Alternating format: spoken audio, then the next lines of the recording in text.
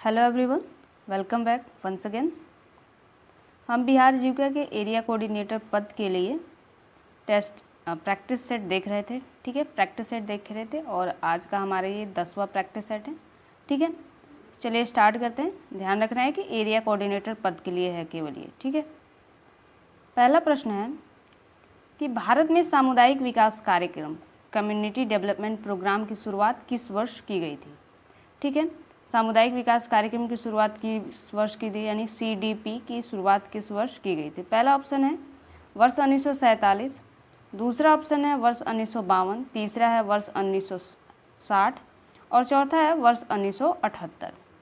तो जो CDP की शुरुआत की गई थी ऑप्शन नंबर बी 1952 में शुरुआत इसकी की गई थी। ठीक है, अगले प्रश्न पे चलते हैं। इसका आंसर दिया 1952 और व्याख्या इसकी की गई है कि सामुदायिक विकास कार्यक्रम 1952 में शुरू किया गया था, जिसका उद्देश्य ग्रामीण क्षेत्रों में समग्र विकास लाना था। ठीक है, और यह भारत की पहली पंचवर्षीय योजना के दौरान शुरू किया गया था। तो आप ध्यान रख सकते हैं CDP की शुरुआत पूछ सकता है कि किस पंचवर्षीय योजना के तहत शुरू की गई थी, तो पहली पंचवर्षीय योजना के तहत इसकी शुरुआत की गई थी। अगले प्रश्न पे चलते हैं। अगला प्रश्न है कि गांधी जी के ग्राम स्वराज की अवधारणा का मुख्य लक्ष्य क्या है। ठीक है, मुख्य लक्ष्य क्या है ग्राम स्वराज की, तो केवल शहरीकरण को बढ़ावा देना या ग्रामीण समुदाय को आत्मनिर्भर और स्वशासित बनाना, विदेशी उत्पादों को बढ़ावा देना या कृषि को पूरी तरह से मशीनीकृत करना। तो जो ग्राम स्वराज की अवधारणा थी उसका मेन लक्ष्य था ऑप्शन नंबर बी, ग्रामीण समुदाय को आत्मनिर्भर व स्वशासित बनाना। ठीक है, यहाँ पे उत्तर दिया है कि ग्रामीण समुदाय को आत्मनिर्भर और स्वशासित बनाना इसका मेन जो उसका आंसर था। और व्याख्या किया गया है कि ग्राम स्वराज का अर्थ है कि एक ऐसा गांव जो अपनी सभी बुनियादी ज़रूरतों के लिए आत्मनिर्भर हो और अपने शासन का प्रबंधन स्वयं करे। यह अवधारणा स्वशासन सिद्धांत पर आधारित है। ठीक है, आप लोगों को बता दूं कि जो बिहार जीविका पद के एरिया कोऑर्डिनेटर पद के लिए क्लासेस भी स्टार्ट हो गई हैं। ठीक है, तो आप उनको भी अटेंड करते चलिए। अगले प्रश्न में चलते हैं कि ग्रामीण अर्थव्यवस्था की एक प्रमुख विशेषता क्या है। तो पहला है कि उच्च औद्योगिक उत्पाद, दूसरा है कि कृषि पर निर्भरता, तीसरा है अत्यधिक तकनीकी प्रगति और चौथा है उच्च साक्षरता दर। तो जो ग्रामीण अर्थव्यवस्था है उसकी निर्भरता जो है विशेषता जो है कृषि पर अत्यधिक निर्भरता है या कृषि पर निर्भरता है। ऑप्शन नंबर बी इसका राइट जवाब होगा, कृषि पर निर्भरता राइट जवाब है। और उसकी व्याख्या देखें तो ग्रामीण अर्थव्यवस्था में आय और रोजगार का प्राथमिक स्रोत कृषि और उससे संबंधित गतिविधियां होती हैं। ठीक है, और इसी विशेषता के कारण इसे कृषि पर आधारित अर्थव्यवस्था भी कहा जाता है। ग्रामीण अर्थव्यवस्था को कृषि पर आधारित अर्थव्यवस्था भी कहा जाता है। अगले प्रश्न पे चलते हैं। अगला प्रश्न कह रहा है कि किस कार्यक्रम को पैकेज कार्यक्रम के रूप में भी जाना जाता था, जिसने चुनिंदा जिलों में कृषि उत्पाद बढ़ाने पर ध्यान केंद्रित किया था। तो पहला है सामुदायिक विकास कार्यक्रम, दूसरा है एकीकृत ग्रामीण विकास कार्यक्रम, तीसरा है सघन कृषि जिला कार्यक्रम और चौथा है जवाहर रोजगार योजना। तो इसका जो राइट जवाब होगा वो ऑप्शन नंबर सी होगा, सघन या गहन दोनों पूछ सकता है। सघन या गहन कृषि जिला कार्यक्रम IADP। ठीक है,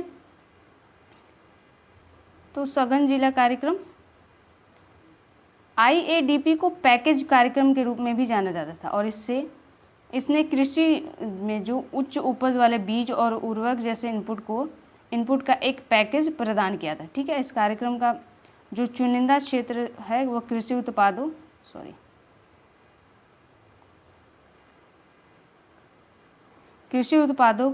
उत्पादकों को तेजी से बढ़ाना था। ठीक है, अगला प्रश्न है कि पंचायती राज व्यवस्था में 3 स्तरीय यानी त्रिस्तरीय ढांचे में कौन सा स्तर शामिल नहीं है। इस प्रश्न को हमने कई बार कर लिया, अब तक तो आपको पता भी चल गया होगा। ग्राम पंचायत, पंचायत समिति और राज्य विधान सभा और लास्ट है जिला परिषद। तो कौन जो है त्रिस्तरीय ढांचे में सम्मिलित नहीं है, तो राज्य विधान सभा इसमें सम्मिलित नहीं है। राज्य विधानसभा राज्य सरकार का हिस्सा है, न कि पंचायती राज व्यवस्था का। ठीक है, और यह एक केंद्रीय या राज्य स्तरीय निकाय है। ठीक है, अगले प्रश्न पे चलते हैं कि किसने कह रहे हैं कि किसने ग्राम स्वराज और ग्रामीण आत्मनिर्भरता को बढ़ावा देने के लिए रचनात्मक कार्यक्रम शुरू किया था। तो आप लोगों को इसका आंसर पता चल गया होगा, इसका जवाब देते चलिएगा। रविन्द्रनाथ टैगोर, महात्मा गांधी, जवाहरलाल नेहरू और FL ब्रायन। तो इसका राइट जवाब होगा option number B, Mahatma Gandhi. ठीक है, यहाँ पे व्याख्या है कि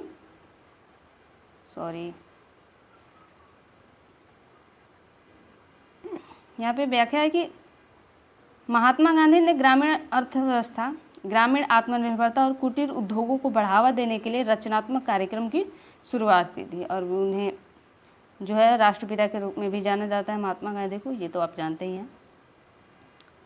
एक ग्रामीण अर्थव्यवस्था के संदर्भ में प्रच्छन्न बेरोजगारी का क्या अर्थ है? ठीक है, प्रच्छन्न बेरोजगारी का क्या मतलब है कि कम वेतन पर काम करना, या जब लोग अपनी क्षमता से कम काम करते हैं, या जब किसी को काम करने के लिए आवश्यकता से अधिक लोग लगे हों और अतिरिक्त श्रमिकों को हटाने से उत्पादन पर कोई फर्क ना पड़ता हो, या जब लोग अपनी योग्यता के अनुसार नौकरी नहीं पाते। तो इसको भी हमने डिस्कस कर लिया है पहले भी। प्रच्छन्न बेरोजगारी का मतलब है जब एक क्षेत्र में बहुत ज़्यादा लोग लगे हुए हों, ऑप्शन नंबर सी होगा, लेकिन अगर उनको हटा भी दिया जाए तो उससे कोई फर्क नहीं पड़ेगा। जब किसी काम में करने, ये तो ऑप्शन ठीक है, ये तो ऑप्शन सी है। यहाँ पे व्याख्या देख लेते हो। प्रच्छन्न बेरोजगारी एक ऐसी स्थिति है जहाँ श्रमिक लगे हुए तो हैं, दिखते हैं, लेकिन उनकी सीमांत उत्पादकता शून्य होती है। ठीक है, और कृषि जो है आमतौर पर खेती क्षेत्र में देखी जाती है, आमतौर पर कृषि क्षेत्र में देखी जाती है प्रच्छन्न बेरोजगारी, क्योंकि एक काम में आवश्यकता से अधिक लोग लगे हुए हैं जिसकी आवश्यकता नहीं है वो भी। अगला प्रश्न है कि पंचायती राज संस्थाओं को वित्तीय सहायता कौन प्रदान करता है? अंतर्राष्ट्रीय मुद्रा कोष, भारतीय रिजर्व बैंक, केंद्र और राज्य सरकारें, या ग्रामीण बैंक। तो इसका जो राइट जवाब होगा ऑप्शन नंबर सी होगा, केंद्र और राज्य सरकारें जो है पंचायती राज संस्थाओं को वित्तीय सहायता प्रदान करती हैं।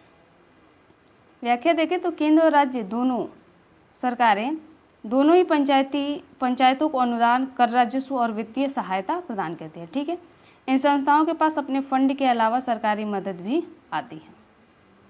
आपको पता है कि ग्राम पंचायतें जो पंचायत लेवल पर टैक्स कलेक्शन कर सकती हैं। ग्रामीण विकास में सहकारी समितियों की क्या भूमिका है? तो केवल किसानों को ऋण देना, छोटे उत्पादकों की सौदेबाजी को शक्ति बढ़ाना, या सिर्फ सरकारी नीतियों को लागू करना, या अंतर्राष्ट्रीय व्यापार को बढ़ावा देना। तो अगर बात करें इसकी व्याख्या की, तो छोटे उत्पादकों को सौदेबाजी की शक्ति को बढ़ाना, इसका होता ऑप्शन नंबर बी। यहाँ पे मैंने बताया नहीं। ठीक है, तो ऑप्शन नंबर बी इसका राइट जवाब होगा।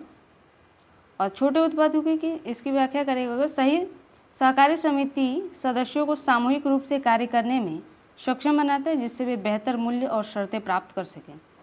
और ये जो है एक संयुक्त स्वामित्व वाला लोकतांत्रिक रूप से नियंत्रित उद्यम है। और आज का हमारा ये लास्ट प्रश्न है, ग्राम सभा क्या है? तो गांव के सभी बच्चे, गांव में रहने वाले सभी पंजीकृत मतदाता, गांव के सभी पंच और सरपंच, या गांव में बुजुर्गों का एक समूह। तो ग्राम सभा क्या होती है कि गांव में रहने वाले सभी पंजीकृत मतदाता, ऑप्शन नंबर बी इसका राइट जवाब होगा। गांव में रहने वाले सभी पंजीकृत मतदाता। ग्राम सभा में गांव के सभी व्यक्ति शामिल होते हैं जिनका मतदाता सूची में दर्ज होता है नाम मतदाता सूची में। ठीक है, और पंचायती राज व्यवस्था की सबसे मूलभूत और प्रत्यक्ष लोकतांत्रिक इकाई होती है ग्राम सभा। ठीक है, तो आज के लिए इतना ही गाइड, मिलते हैं नेक्स्ट वीडियो में, तब तक के लिए धन्यवाद।